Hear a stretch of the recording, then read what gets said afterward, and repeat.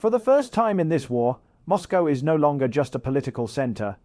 It is becoming part of the battlefield as Ukraine pushes deeper and Russia quietly pulls back. Hello everyone, welcome back to the channel. Today we are examining a moment that many analysts once considered unlikely and even unthinkable.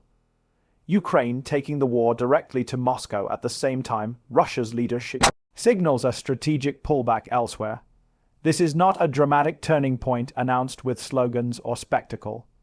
It is a quiet but serious shift, unfolding through official statements, military movements, and carefully measured strikes that suggest the conflict is entering a new and more complex phase. For more than 2 years, the war in Ukraine has followed a pattern that felt grimly familiar. Russian forces pressed forward or attempted to hold territory in eastern and southern Ukraine, while Ukrainian forces focused on defense, counteroffensives, and long-range strikes against logistics hubs far from the front lines. Moscow, as a city, remained largely symbolic, discussed in rhetoric, but mostly untouched in practical terms. That assumption is now under pressure. Recent developments indicate that Ukraine is willing and increasingly able to project power deeper into Russian territory, including toward the capital region. At the same time, Russian President Vladimir Putin has acknowledged what he described as a strategic pullback in certain areas, framing it as a necessary military adjustment rather than a retreat.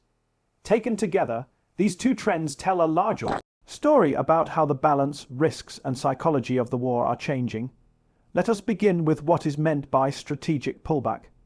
In Russian military language, this phrase has often been used to soften the political impact of withdrawing forces. The Kremlin has employed similar wording in past conflicts, presenting withdrawals as tactical decisions meant to preserve manpower or consolidate defenses. This time, Putin's remarks came amid growing pressure on Russian units stretched across a long front, facing persistent Ukrainian strikes on supply lines, ammunition depots, and command centers. Russian officials have emphasized that any pullback does not represent defeat. Instead, they argue it reflects a recalibration of objectives, focusing on holding what Moscow already controlled, rather than advancing further at high cost. However, for many observers, the timing of these statements matters. They come at a moment when Ukraine is demonstrating an expanded reach, particularly through drones and precision-guided systems capable of traveling hundreds of kilometers. This is where Moscow enters the picture more directly. In recent months, reports from Russian authorities and independent monitoring groups have confirmed a rise in drone activity targeting areas near the Russian capital. These incidents have not resembled mass bombardment or the destruction seen in Ukrainian cities earlier in the war. Instead, they are limited, targeted, and often intercepted. But their significance lies less in physical damage and more in what they represent. For Ukraine, striking near Moscow serves multiple purposes. Militarily, it forces Russia to divert air defenses away from the front lines, spreading already strained resources thinner.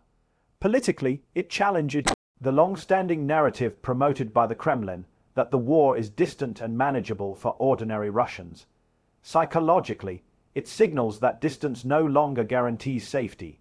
Ukrainian officials have been cautious in their public statements, often neither fully confirming nor denying responsibility for specific strikes deep inside Russia. This ambiguity is deliberate. It allows Kiev to maintain a level of plausible deniability while still benefiting from the strategic effects of these actions. Western partners, meanwhile, have continued to stress that any support they provide is intended for Ukraine's self-defense, even as the line between defense and deterrence grows more blurred. To understand why this matters now, it is important to look at the broader military context. Over the past year, Ukraine has invested heavily in expanding its domestic drone production. Faced with limitations on long-range missile supplies and restrictions on how certain Western weapons can be used, Kiev turned to systems that are cheaper, more flexible, and harder to intercept in large numbers. These drones are not invincible, but they are sufficient to impose costs and uncertainty.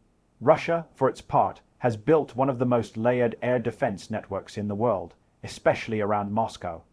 That some drones are still getting through does not mean the system has collapsed. It does mean, however, that defending every square kilometer of Russian airspace is impossible.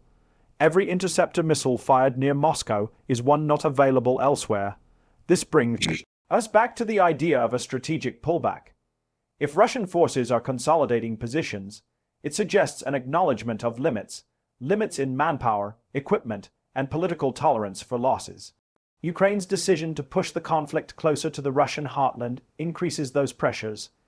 It raises questions inside Russia about how long the war can be kept at arm's length from daily life. From a civilian perspective, the contrast is stark.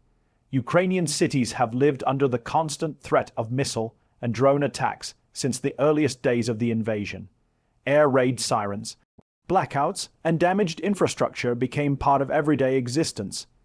In Moscow, life largely continued as normal for much longer. Limited strikes near the capital disrupt that sense of separation, even if casualties and damage remain low. Internationally, these developments are being watched closely. European governments are concerned about escalation, but also aware